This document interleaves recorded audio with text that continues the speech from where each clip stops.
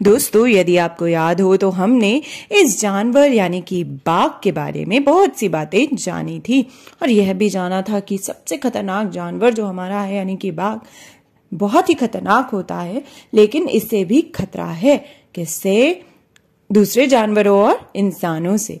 तो यह सारी बातें हमने जानी थी आपकी NCERT की कक्षा 5वीं की पुस्तक आसपास के पाठ 1 से। साथ ही हमने जाना था कि जानवरों का शिकार क्यों किया जाता है, वाई एनिमल्स आर हंटेड।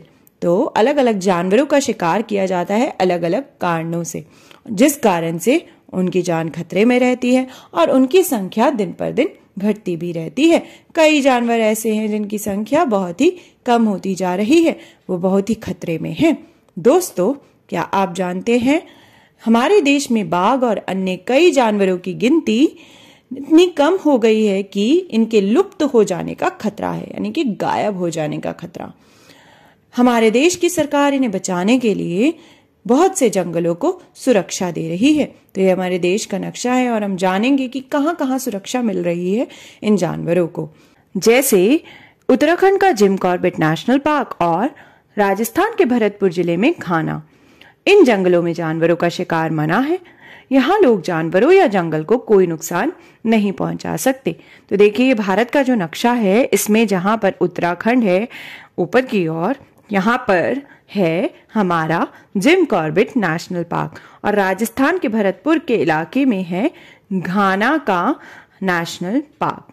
तो दोस्तों, यह 2 नेशनल पार्क के बारे में तो हमने जाना, पर क्या आप जानते हैं कि हमारे देश भारत में कुल मिलाकर कितने नेशनल पार्क हैं? सोचिए तो, कितने नेशनल पार्क होंगे हमारे देश भारत में? हमारे देश भारत में है कुल मिलाकर 106 नेशनल पार्क, जहां पर जानवरों की रक्षा की जाती है, यानी कि वहां पर शिकार करना और जंगल को नुकसान पहुंचाना मना है। तो कुल मिलाकर हमने जाना कि 106 नेशनल पार्क है जानवरों के बचाव के लिए, जिनमें से 2 नेशनल पार्क हमने देखे इस नक्शे में।